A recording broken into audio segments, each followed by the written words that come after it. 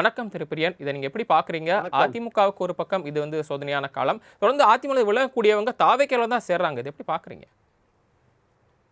அதிமுகவில் இணையக்கூடியவங்க தாவேக்கால சேர்றாங்கன்றத எதிர்பார்த்த ஒரு விஷயம் தான். ஏன்னா தாவேக்காவை பொறுத்த மட்டும் அவங்க அதிமுக ஓட்டுக்களை அதிமுக பிரமுகர்களை இழுப்பதில் தான் ரொம்ப குறியா இருக்காங்க. தாங்கள் தான் புதிய அதிமுக அப்படின்னு சொல்றாங்க. இந்த அதிமுக ஓட் பேங்க் இழுக்கிறதுன்றது தாவேக்காவுடைய எண்ணமா இருக்கு. எம்எல்ஏக்கள் இழுக்கிறது மட்டுமல்ல, அதிமுக முக்கிய பிரமுகர்கள் இழுக்கிறது அவங்க நோக்கமா இருக்கு. அதோட ஒரு பகுதியா தான் இன்னைக்கு நீங்க கடம்பூர் ராஜு போன்றவர்கள் சேர்றதை நீங்க பார்க்கணும் ஆக்சுவலா. அதாவது இதற்கெல்லாம் மூல காரணம் எடப்பாடியோட பிடிவாதம் தான் காரணம். அதாவது 11 தோல்வி 12 தோல்வி அடைஞ்ச பிறகு தன் கட்சி எப்படி இருக்கு, என்ன விவாதிக்கணும், கட்சியை எப்படி சீர்திருத்தணும்ன்ற எண்ணம் சிறிது கூட இல்லாமல் தான் முதல் இரும்பு கருத்தை கொண்டு அடக்கிற மாதிரி நினைச்சிட்டு அவர் கட்சியை நடத்திட்டு இருக்கார். அது முற்றிலும் அவருக்கு எதிராகவே போய் கொண்டிருக்கிறத நம்ம பாக்குறோம் நம்ம ஆக்சுவலா. அதனால ஒரு பக்கம் தாவேகா அதிமுக பிரமுகர்களை வலைவீசி இழுக்கிறாங்கன்ற ஒரு குற்றச்சாட்டு ஒரு பக்கம் இருந்தா கூட, குதிரை பேரம் போன்ற விஷயங்கள் ஒரு பக்கம் இருந்தா கூட, அதிமுகவுடைய எதிர்காலம்னு ஒண்ணு இருக்குல்ல, அந்த கணக்கில் கொண்டு அந்த பிரமுகர்கள் எதுக்கு எடப்பாடி தலைமையில இருக்கணும்? இப்ப அண்ணாமலை வேறு ஒரு கட்சி ஆரம்பிக்கிறாரு, விஜய்க்கு எதிரான ஓட்டுகள் அண்ணாமலைக்கும் பிரியும். அப்ப அதிமுகவுக்கு என்ன கிடைக்கும்ன்ற ஒரு கேள்வி இருக்குல்ல. அப்ப அதிமுக ஒரு கவர்ச்சிகரமான செல்வாக்கு மிக்க ஒரு தலைமை தேவையா இருக்கு. அது அங்க இல்ல. அதிமுகவுடைய கட்டுமானம் இருக்கு. அதிமுகவுடைய செல்வாக்கு மிக்க தலைமை அங்க இல்ல. செல்வாக்கு மிக்க தலைமை அங்க இல்லாத போது என்ன ஆகும்? ஓட்டுகள் சிதறதான் செய்யும்.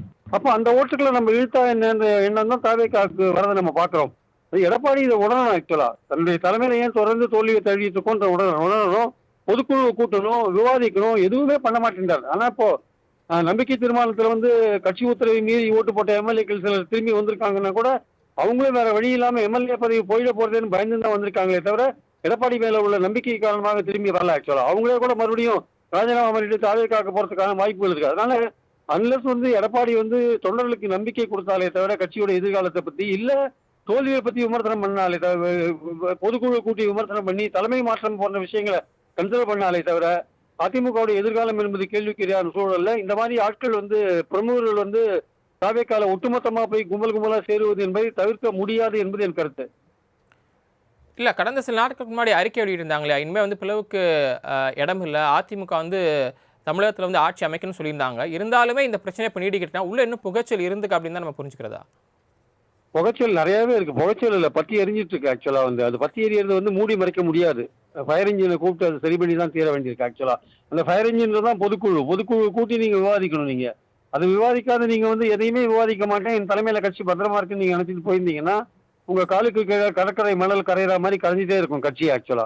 இன்னைக்கு பல ஊர்களில் செங்கோட்டையன் ஒரு தடவை சொன்னாரு, எல்லா ஊர்களையும் எங்க மாவட்ட செயலாளர் முன்னாடி 2000 பேர் சேரத்துக்கு நிக்கிறாங்கன்னாரு. 2000 பேர் நிக்கிறாங்களோ இல்லையோ, குறைஞ்சபட்சம் 200 பேராவது நிப்பாங்கன்னு என்னோட அபிப்பிராயம். ஏன்னா எல்லா மாவட்டங்களையும் இந்த அதிமுக கட்டுமானத்தை கைப்பற்றுவது தாவேக்காவின் குறிக்கோளா இருக்கு ஆக்சுவலா. ஏன்னா அவங்க கிட்ட அவ்வளவு கட்டுமானம் இல்ல, பூத்துல உட்காரத்துக்கு ஆள் கூட இல்ல, மக்கள் ஓட்டு போட்டாங்க. ஆனா இப்போ அடுத்த எலெக்ஷன் அப்படி இருக்காது. அடுத்த எலெக்ஷன் விஜயோட செயல்பாடுகள் அடிப்படையில் தான் இருக்கும். அப்படி இருக்கும்போது கட்டுமானம் கண்டிப்பா தேவை. அப்ப இருக்கிற அதிமுக கட்டுமானத்தை பறிக்கிறதுக்கு என்ன வழி? அந்த பிரமுகர்கள் இருக்கிறதா ஒரே வழி. அந்த வழியை செங்கோட்டையனும் தாவேக்காவும் தாவேக்கால இருக்க செங்கோட்டையன் நல்லா பண்ணிட்டு இருக்காருன்னு தான் என்னுடைய கருத்து.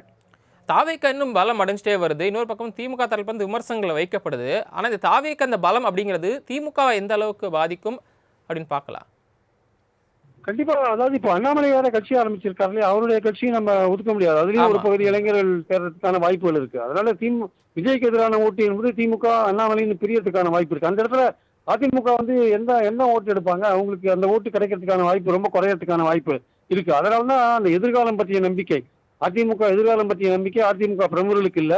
எடப்பாடியின் செயல்பாடுகள் அவங்களுக்கு ரொம்ப ஒரு வருத்தத்தை உண்டாக்குற ஒரு விஷயமா இருக்கு. அவரும் தன்னை திருத்திக் கொள்ள மாதிரி தெரியல ஆக்சுவலா. அதனால அவங்க தாவேக்கா அவங்களுக்கு அடுத்த ஒரே ஆப்ஷன் பதவியில் இருக்கிற கட்சி தாவேக்கா. பதவியில் இருக்கிற கட்சிக்கு போனா எல்லா விதமான சலுகைகளும் கிடைக்கும். அவங்களுக்கு வரப்போற உள்ளாட்சி தேர்தலில் இடம் கிடைக்கிறதுக்கான வாய்ப்புகள் இருக்கு. அதனால அதை நோக்கி போறாங்க. திமுகன்றது அவங்களுக்கு 2வது சாய்ஸா தான் இருக்க முடியும். முன்பு தாவேக்கா இல்லாத போது மனோஜ் பாண்டியன் போன்றவர்களுக்கு திமுக ஒரு வாய்ப்பா இருந்தது. அப்புறம் தாவேக்கா ஒரு நம்பிக்கை கொடுக்கிற கட்சியா இல்ல. தேர்தலுக்கு அப்புறம் தாவேக்கா ஒரு 35% ஓட்டு வாங்கி ஆட்சியில வந்த பிறகு நம்பிக்கை கொடுக்கிற ஒரு கட்சியா அதிமுக பிரமுகர்களுக்கு இருக்கிறதுனால அவர்கள் நேரடியாக தாவேக்காக்கு போறாங்க. அதிமுகவுக்கு போறதா வாய்ப்பு நேரடியாக தாவேக்காக்கு போறாங்க. நன்றி திரு பிரியன். இணைப்பில் உங்களுடைய கருத்துக்களை பகிர்ந்து கொண்டமைக்கு.